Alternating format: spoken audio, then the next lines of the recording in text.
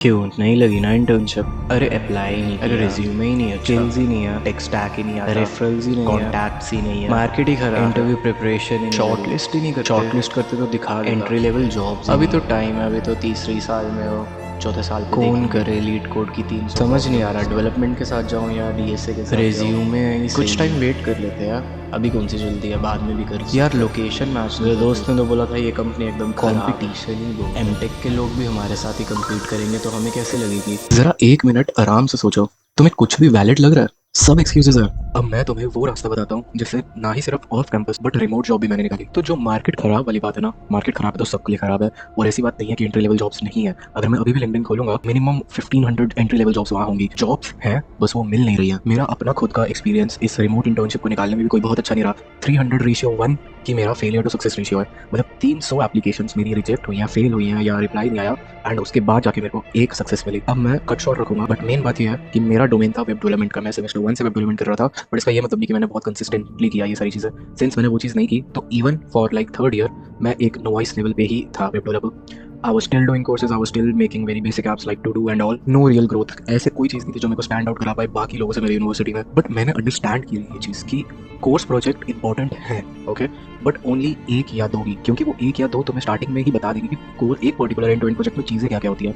अगर तुमने एक कोर्स प्रोजेक्ट किया तो तुम्हें पता है ओके तुम्हारे राउट से ऊपर उनके मिडिल वेयर्स आएंगे, उससे पहले ऑथ की प्रोटेक्शन आएगी और कुछ ऐसी चीज़ें जो कि तुम खुद से अगर सीधा ऐप बनाने जाओ तो हमेशा उस चीज़ पर फंबल करोगे। तो कोर्स प्रोजेक्ट सही है बट एक या दो से ज़्यादा नहीं होनी चाहिए।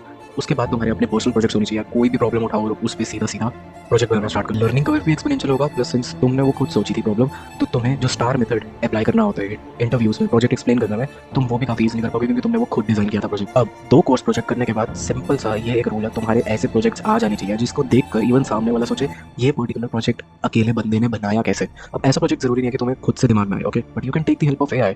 चैट जीपीटी कर लो, जेमिनी कर लो, ओके, तुम डीपसीक कर लो और उनसे पूछो कि कोई एक ठाक लेवल का प्रोजेक्ट जो इवन लाइक HD2 या HD3 देख के भी इंप्रेस हो जाए। तुम्हें वो प्रोजेक्ट खुद देख के भी ऐसा लगना चाहिए कि यार ये बनेगा या नहीं मेरे को खुद नहीं पता, बट देन तुम्हें एडी चोटी का जोर लगा के वो पर्टिकुलर प्रोजेक्ट कंप्लीट करना ही है। और फिर ऐसे प्रोजेक्ट से तुम्हारे रिज्यूमे में होंगे तो तुम्हारा रिज्यूमे स्टैंड आउट करेगा ही करेगा। इंटरव्यू से एक्जैक्टली पहले क्या क्या कर सकते हो जैसे ये चीज़ें तुम्हारे रिज्यूमे में होंगी तो तुम्हारा रिज्यूमे स्टैंड आउट करेगा। अब इंटरव्यू के लिए तुम्हें कुछ स्पेशल नहीं करना, सिंस तुम डेवलपमेंट इतने अच्छे लेवल पे कर रहे हो तो डेवलपमेंट वाली साइड तुम्हारी क्लियर है। You should know your basic core subjects and जैसा कि हर एक कंपनी रिक्वायर्ड करती है बच्चे छांटने के लिए वो है डीएसए। तो डीएसए भी तुम उतना ही फोकस रखो। डीएसए तो वैसे ही करना है, चाहे तुम स्टार्टअप पे फोकस कर रहे हो चाहे तुम फैंग लेवल पे फोकस कर रहे हो। फैंग लेवल पे कर रहे हो तो डीएसए उतना ही अच्छा होना चाहिए। स्टार्टअप लेवल पे फिर भी थोड़ा बहुत कंसिडरेट हो जाता है वो चीज़ कि अगर तुम्हारे प्रोजेक्ट्स अच्छे हो तुम्हें टेक स्टैक आता है तो वो तुम्हें ले लेंगे। सबसे मेन क्रूशियल फैक्टर यहाँ पर जो डिफरेंशिएट करता है वो ये है मोस्ट ऑफ द लोगों को जिनको एंट्री लेवल पे जॉब ऑफ कैंपस में सक्सेस मिलती है और नहीं मिलती वो है तुम कितना ट्राई कर रहे हो, ग्रेट विल पावर, ये सारी चीज़ें बहुत इंपॉर्टेंट है। क्योंकि देखो 300 एप्लीकेशंस मेरी ऑलमोस्ट रिजेक्ट हुई थी, ओके, जिसमें से 50 का ही रिप्लाई आया है। मतलब बाकी की 250 एप्लीकेशंस मेरे लिए वॉइड में थी, मेरे को कभी पता भी नहीं था। अब उसके बाद जाके यहाँ पर लोग ऑलमोस्ट 150 पे आके 150 भी मैं मैक्स टू मैक्स बोल रहा हूँ, इससे पहले ही लोग आके ना अपना विल पावर तोड़ दो, वो कभी अप्लाई नहीं करते। वो तुम्हें करते रहना क्योंकि जा ही क्या रहा है। हर दिन सुबह उठ के एक टाइम सेट कर लो कि इतने से इतने घंटे मैं बस एप्लीकेशन से देने वाला हूँ।